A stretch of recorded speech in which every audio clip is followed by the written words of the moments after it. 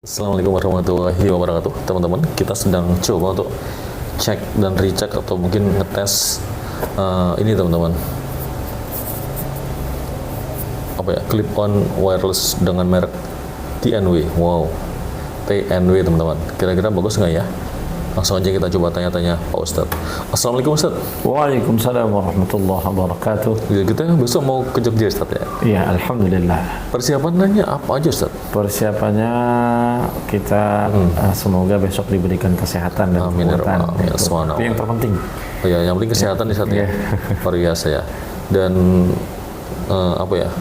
Yang namanya bepergian ya, itu kan biasanya kan kalau di apa ya? Di mana-mana teman-teman ya, itu kan di sana pastinya banyak yang jual oleh-oleh Ustadz ya. Iya. Ya? Mungkin lebih selain tadi kesehatan ya. Iya. Mungkin persiapannya dompet yang tebal kali. Biar nanti kita di sana bisa jajan gitu kan. Betul. Bagaimana ya? Paling enggak gini, Gimana? maksudnya bepergian atau kita berpergian ke tempat orang lain, iya. gitu, ke tempat yang lain. Iya. Kita dalam arti mau Niatnya apa nih ya? Dalam Islam tuh gimana? dalam Islam adalah niatnya silaturahim. Subhanallah. Terus kalau dalam yang kita kunjungin alam berarti tafakur alam. Subhanallah. Jadi melihat kebesaran kekuasaan Allah Subhanahu wa taala. Iya. Yang kita kunjungin, kemudian satu hal lagi, kita menuju ke tempat itu kita ada ilmu yang harus kita Dapatkan ya. Iya. Subhanallah. Paling enggak kita bisa ilmu, kan kita bisa tahu kan hal-hal apa yang ada di ya, tempat yang kita kunjungi. Kemudian yang itu adalah bahwa berkunjung itu kita memutarkan rizki gitu. Memutarkan rezeki. memutarkan rizki. Oh iya. Berarti kalau misalnya kita dapat gaji gitu kan, kemudian itu jangan hanya ditabung aja, hanya saja kita ajak bawa ke piknik saja ya, biar nanti berputar di tempat piknik gitu. Iya, jadi kita rizki itu berputar kan, jadi setiap dimanapun tempat itu Allah jamin rizkinya. Jadi Subhanallah. mungkin tempat-tempat tertentu itu ada punya keistimewaan. Jadi bukannya Allah memunculkan rezeki dari situ, Allah mendatangkan orang untuk ke situ untuk memutarkan perekonomian di tempat itu. Akhirnya rezeki berputar di situ. Iya, jadi gini Ustaz, kan kita ada rencana mau ke Merapi ya. Iya. Jadi mungkin napati les dari Mahmarijan lah, kurang lebih seperti itu ya. Lavatur gitu ya. Jadi di sana kan ya namanya gunung ya. Betul. Gunung itu sebenarnya kan sesuatu, kalau dalam pelajaran ekonomi ya, waktu Chandra SMP lah ya. Ketika kita ingin menjual sesuatu, carilah tempat-tempat yang strategis ya, diantaranya adalah perapatan atau apa. Ternyata teman-teman ya, kita besok ada rencana ke Merapi, ada mungkin orang-orang jualan sesuatu atau mungkin jualan gorengan atau mungkin makanan ringan atau mungkin minuman ya, itu di gunung Ustaz ya.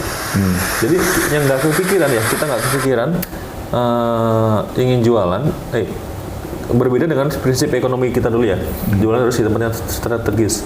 Nah ini jualan di tengah hutan, di tengah gunung, di atas gunung ya kan, itu sesuatu yang spesial sekali. Nah gitu gimana Ustaz, menurut Ustaz? Gitu, itulah menunjukkan keesaan Allah Subhanahu wa taala. Dan bahwa dimanapun tempat kan itu Allah sifat Rahman dan Rahimnya Allah itu nampak. Jadi di mana tempat, kalau dalam istilah kemarin yang ditukan oleh ketua BMKG, dia sebagai ketua atau apa, bahwa gunung meletus, gempa bumi itu adalah laboratorium bagi mereka untuk meneliti.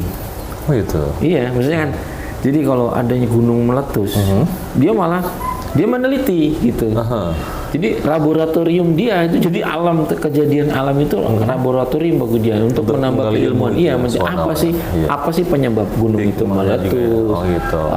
Apa letusan itu mengeluarkan apa saja? Jadi dia menggali ilmu di situ, bahkan bagi orang ilmuwan kan gitu. Jadi dia akan menemukan sesuatu hal baru.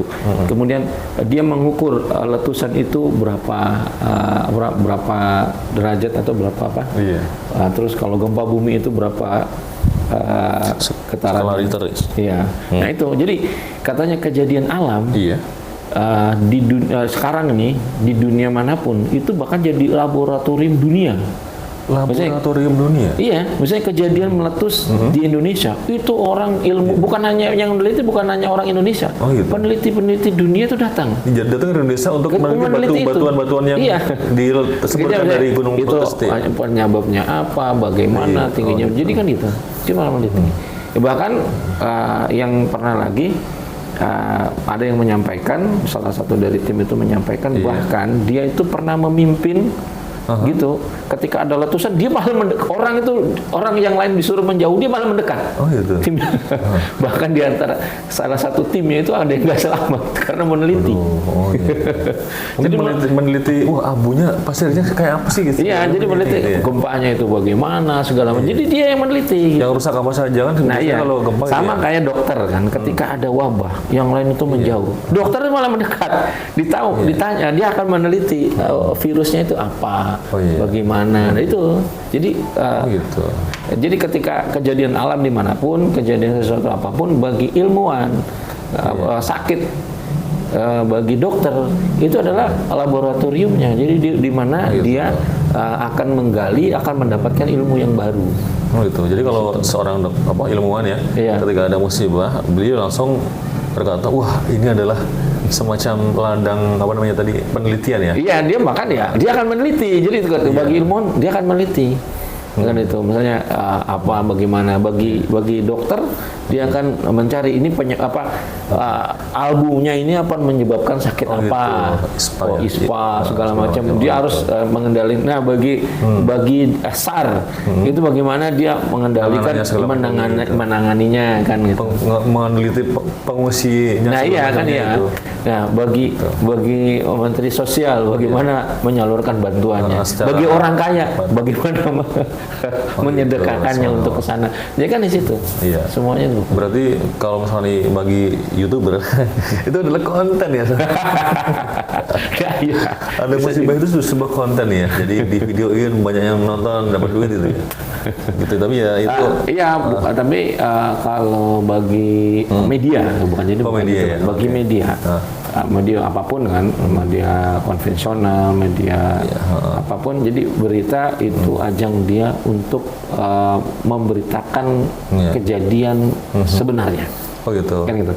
Kalau dulu kan media hanya dikuasai oleh media-media mainstream yang sudah ada yang besar-besar. Kalau sekarang kan karena semua itu era digital yang begitu cepat, jadi semua punya media, bahkan perorangan juga bisa memberitakan kan itu dengan banyak hal kan dari Facebook, YouTube, TikTok dan yang lainnya. Itu kan bisa media mereka memberitakan. Nah itu dengan itu jadi berita itu lebih cepat.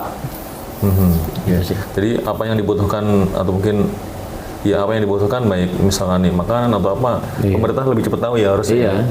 Gitu. Jadi jadikan media itu sebagai alat untuk kebaikan lah ya, untuk media informasi. Gitu. Tapi itu bagi pengguna media yang baik. Karena ada yang pengguna media yang jahat.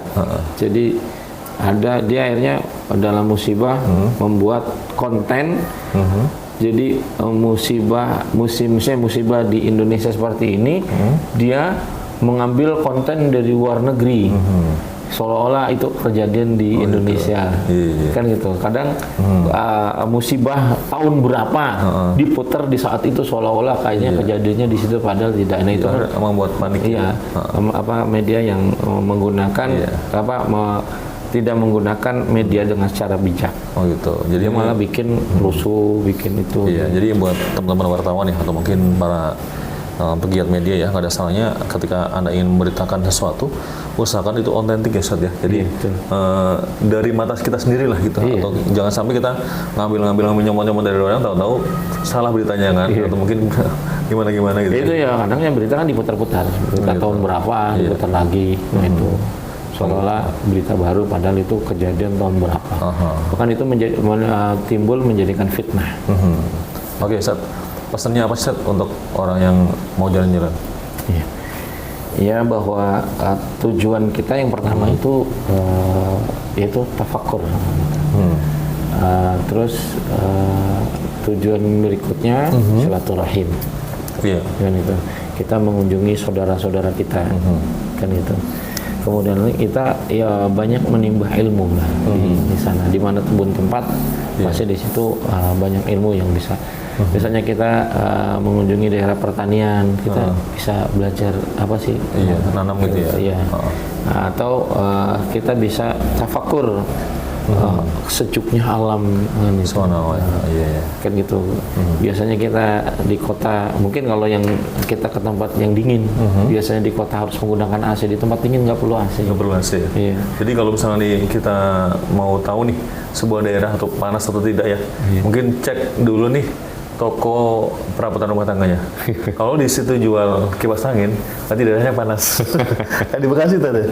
Di Bekasi kan di toko material kan, toko perabotan kan ada yang jual kipas angin. Wah, berarti daerahnya panas nih. Beda dengan di Bogor. Di Bogor musola aja masjid aja agak ada kipas angin. Nggak ada AC ya. Jadi memang udah dingin. Gitu teman-teman di antaranya. Terima kasih ya. Ini kita sedang cek and recheck atau mungkin sedang review ya. TNW merek apa namanya? Merek TNW dari wireless clip on atau clip on wireless merek TNW. Saya Chandra, assalamualaikum warahmatullahi wabarakatuh.